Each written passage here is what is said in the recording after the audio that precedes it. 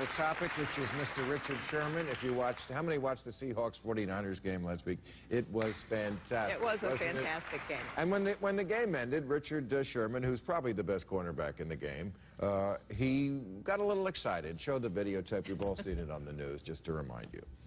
Well, I'm the best corner in the game. When you try me with a sorry receiver like Crabtree, that's the result you're going to get. All right. Now, Howard Dean, as someone who was once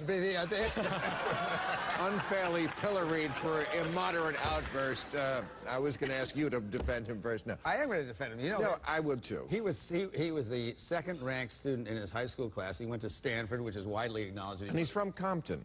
And he's from Compton. So he's worked his way up. Look, got to Stanford, and he's a millionaire. He is the American dream. Right. Yeah.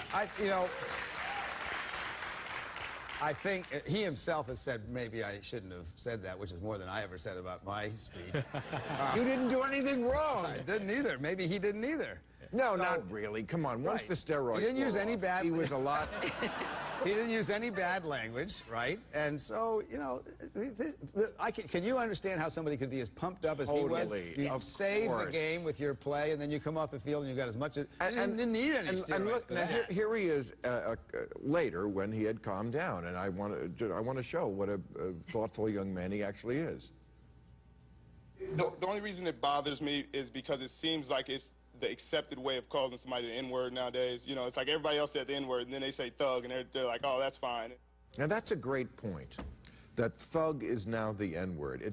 I think it's a very creative way to point out the fact that racism has really kind of gone underground in this country. I would agree with that, except I don't believe, my idea of a thug is Viktor Yanukovych, so I don't, you know, when I see Richard Sherman, he was the president of Ukraine, he was busy killing people for that matter. In the streets of Kyiv, but I wouldn't say that Richard Sherman was a thug. I'm not sure I agree. No, but people do that. Whenever they see a black guy they don't like, thug, because you can't, it's socially unacceptable now, as unlike when it once was, to say the N-word. Right. So that's sort of the word that they use instead. I mean, this was Martin Luther King Day we had on Monday, and I noticed Sarah Palin was lecturing Obama on not playing the race card.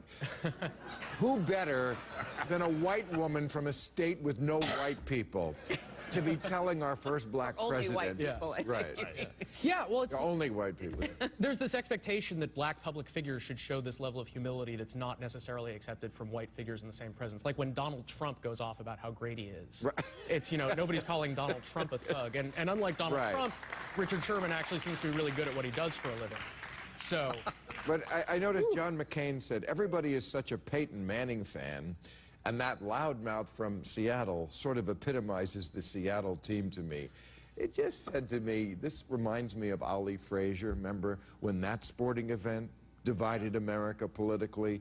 Like all the liberals loved Ali, and the conservatives didn't love Joe Frazier, but they wanted him to win. Because he was old school. And Well, I don't think the Duck Dynasty people are going to be rooting for Seattle.